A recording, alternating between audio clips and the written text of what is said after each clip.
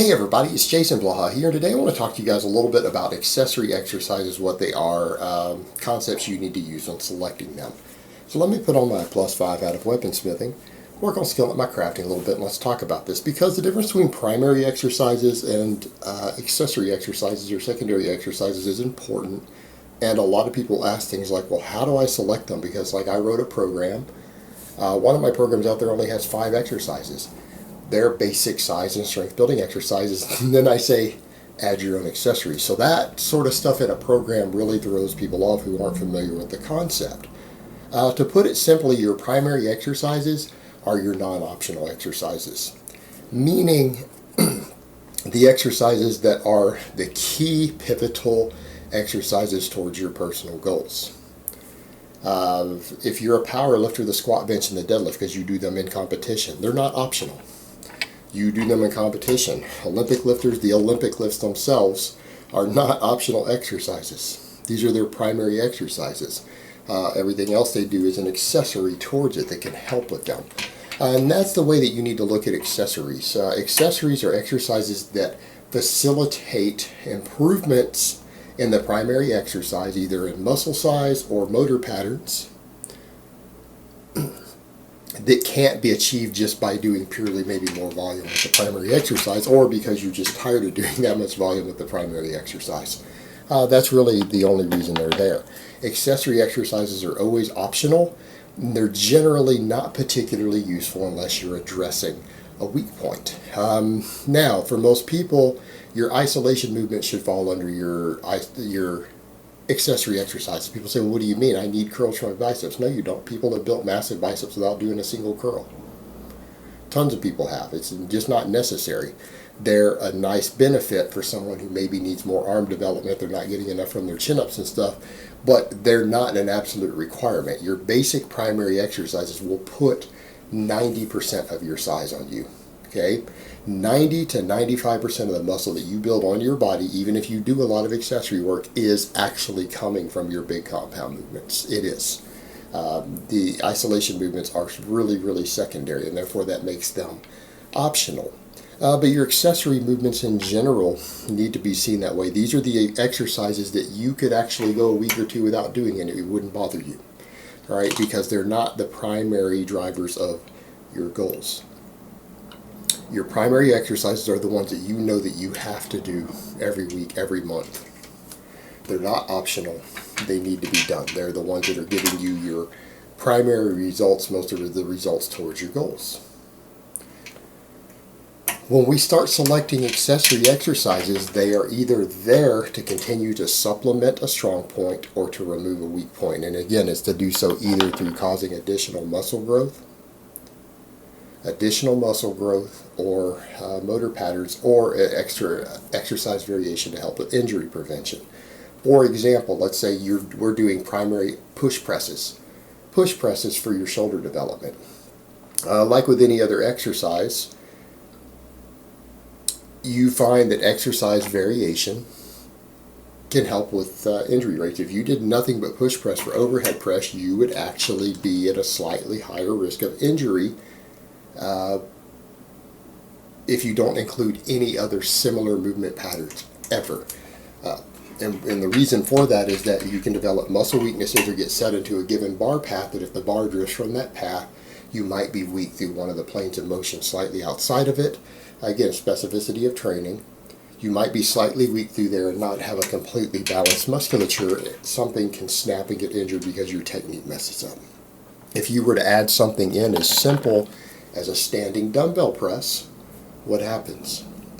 You've now gotten stronger through a slightly different variation of the bar path. So if the bar slips out of the particular path you're doing, it's going to go one direction or the other. There's at least a 50% chance that the exercise variation that you've utilized will give you slightly better strength through the direction that it ends up going, because it's going to shift one of the ways.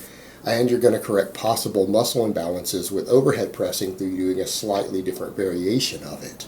That can cause some additional hypertrophy. Some of that additional hypertrophy can do what? Prevent injuries, because possible weak links in the movement, even with smaller support muscles, different heads of those muscles, can sometimes be addressed, and they're going to be slightly lower risk of injury. Another reason we might do it is, again, because maybe you start to get wear and tear patterns, movement patterns, things like that from repeatedly doing the same exercise over and over and over and over and over with no variation. But you need to continue to do a high enough volume of something similar to build the size and build the strength through that pattern. So an exercise variation that's close like that can also help give you more volume doing that movement pattern or something close enough. What happens? We can get more workload in. You can get additional hypertrophy of all the muscles involved, while giving that direct movement pattern a slight break. And again, injury prevention, inflammation of connective tissue, different insertion points, things like that are cumulative over time. It can help you get slightly higher workloads with less chance of overuse injuries. All right, and that's important for overall muscular development. Now, the other thing is, that's what we do to either strengthen a strong point, the overhead pressing with more volume of it, or to help prevent injuries, overuse injuries, things like that. Well, what about a weak point in there? Let's say you're doing this for your whole shoulder girdle, and let's say that you are a more aesthetically minded person. All right, you care about your well-rounded shoulder development. Well, you're doing a lot of pulling, because if you're doing a lot of push pressing, you're probably doing a lot of pulling, cleans, rows, chin-ups, whatever. Rear delts are doing okay. Front delts are great. The side delts are actually getting stimulation from all of it, but then you're realizing your side delts aren't quite as big as you might like them to be. You feel that they are a weak link in your overall structure. That's the point where you might say, okay, I need an extra accessory exercise to help build that. Does it have to be an isolation movement? No. Face pulls, there's plenty of data showing that face pulls with bands work the side head of the delt tremendously. And they're good for overall injury prevention. They help strengthen the rotator cuffs and everything else, in addition to build the rear delts. And for a lot of people, having rear delts that balances their front can be a potential problem because they maybe don't do enough pulling in general.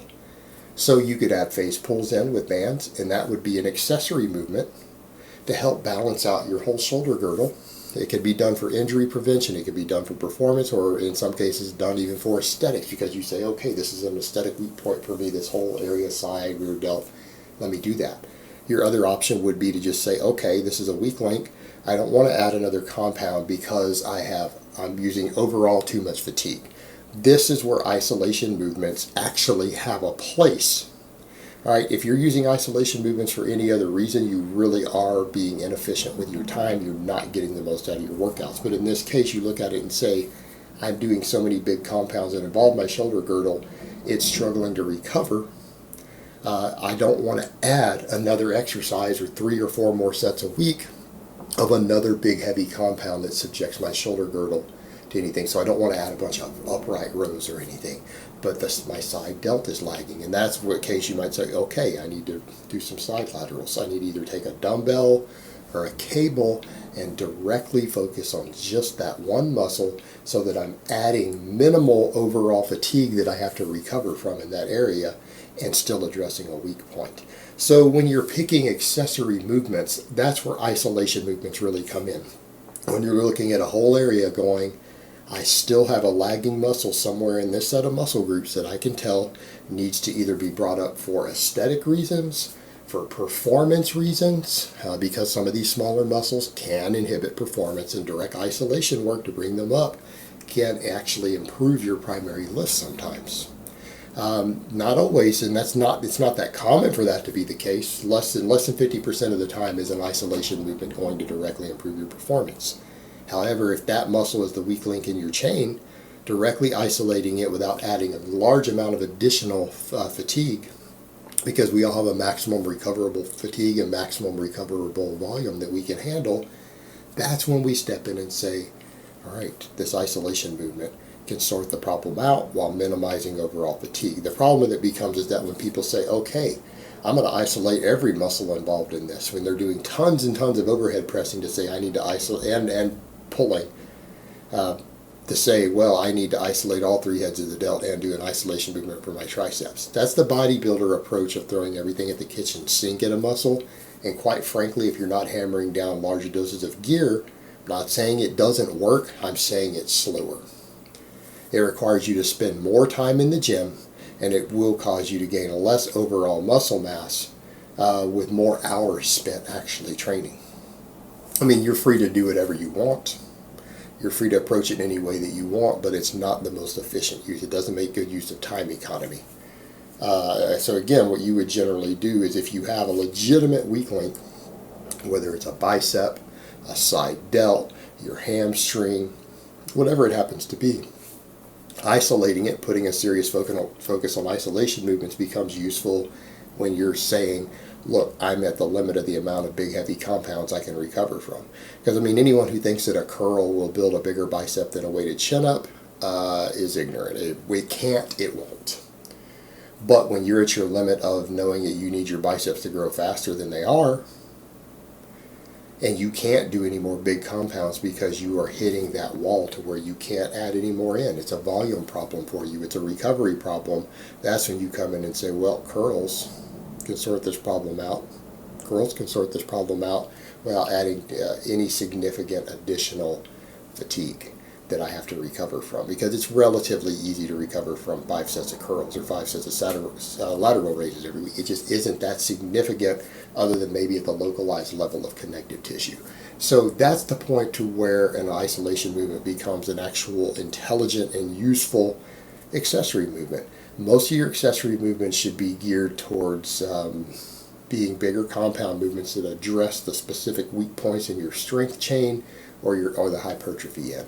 Because ultimately, you always need to remember, if the weakest link in any given exercise happens to be particularly a smaller muscle, at least it's smaller in proportion to the others as far as the scale and ratio looks, just putting some extra meat on that muscle and selecting exercises to help you do so will oftentimes push you past that weak performance point. Because remember, a bigger muscle is a stronger muscle, and even a muscle that has been brought up with a secondary exercise, whether it's a big compound or an isolation movement, is still stronger. It's still stronger as a result of it. Because muscle hypertrophy, thickening of the fibers, always equals more force production, or at least potential force production. So that's kind of the way that we need to look at and approach accessory exercises. And always remember, secondary exercises, accessory exercises are optional. They're the exercises that you would skip if you were in a time crunch at the gym. They're the least important, and if something happened, you need to get out of the gym 20 minutes earlier, that's the ones you would leave behind. Throw them away. You don't need them that day. Not a big deal. And for some people, it may never be particularly important to their goals to ever do any accessory work. It all depends on what you're trying to do. Alright guys, but that's really all I have to say on that today. I hope it's been informative, and I will talk to you guys next time.